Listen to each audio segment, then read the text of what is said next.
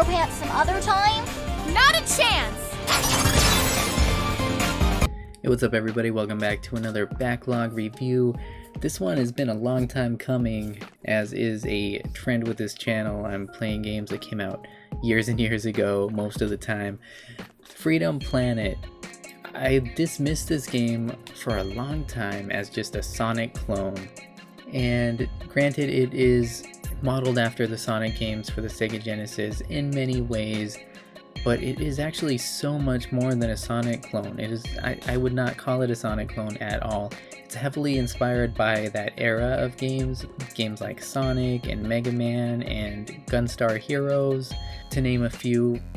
But it creates an experience that blends kind of the best elements of all those games and more, and creates something very original with some very lovable characters and just cleverly created levels.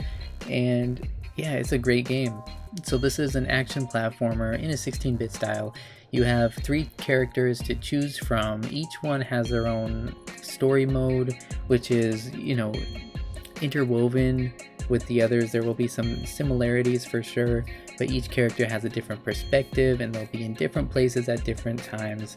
Each one has different abilities. You have Lilac the Dragon, who she's more of a speed type. She has this cool dashing ability and this kind of hovering, spinning, floating attack thing that she can do.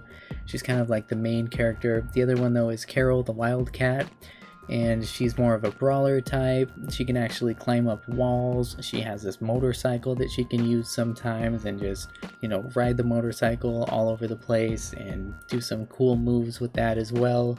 And then you have an unlockable character, Mila, I think she's a rabbit, I'm pretty sure, who can actually fly for a limited amount of time, and she can conjure up these kind of magical looking blocks and throw them at bad guys.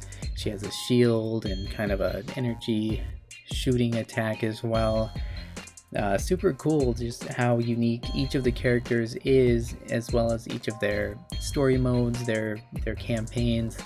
And you can play through the story, or you can play classic mode, which is much faster pace. I think each story is probably 4 to 5 hours ish. That's with all the story dialogue, so if you want to take it out and play through the game much more quickly, you can, but it's not gonna be a cakewalk. It starts out fairly easy. By the end, I'm sorry, I gave up on the end level. The last level, I was just, I couldn't handle it. I will come back to it though, because it's a fantastic game and I want to play more of it. But I wanted to get this review out and just talk about the game a little bit. Super cool. The graphics look great. It definitely has that Sonic vibe to it. The way the characters look, they have the big eyes and the big heads, and just their proportions look very much like Sonic characters. The environments as well. You'll swear some of the sprites were taken straight out of those games, but they're not. They're a little bit different. All the characters are very original. They have very bright personalities, each and every one. Very lovable and relatable. There's a lot of humor thrown in. Glorious! As a token of my appreciation, I offer each of you free reign over Zhao shopping paradise! With this coupon, for 5% off selected brands! All the character dialogues are actually voice acted, which I didn't expect. It kind of throws off that 16-bit vibe, but it's enjoyable to listen to. There's really some funny dialogue. I just really enjoyed this game, so much more than I expected to. And yeah, I was sorry I slept on this game for so long. Makes me really excited to play the sequel, which is coming out later this year, and I'm gonna check out the demo that's out now and do a playthrough of that on the channel, so stay tuned for that.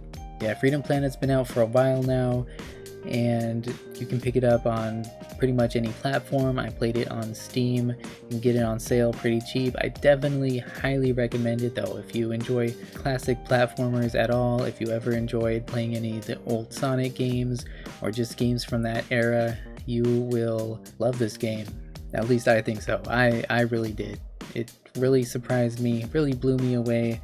It is not the Sonic clone that it appears to be. It does not feel like a Sonic game. Just the way you're gonna play it is a lot different. The pacing is different. At least for me, you know, I it threw me off in the beginning because I was assuming that it was going to play just like Sonic, and no.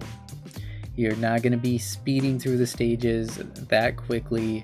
You're not going to jump on any enemies. You have a variety of different attacks and special moves that you can use to fight bad guys, or you can pass them up altogether, but you're going to be stopping and spending a lot of time fighting bad guys. You're going to be navigating these maps, looking for doors to open up once in a while, and you're going to be swimming underwater, you're going to be up in the air, you're going to be doing all kinds of stuff. There's even a shmup sequence later on in the game, and without spoiling anything, there's a ton of great boss fights, a ton of charm, a ton of personality in this game, and just some really great game design here. A true homage to that era of platform games. Super good. Check it out, guys. Freedom Planet. As always, I thank you for watching the video today. Hope you'll hit that subscribe button if you enjoyed it, and give it a like as well. I'd really appreciate it.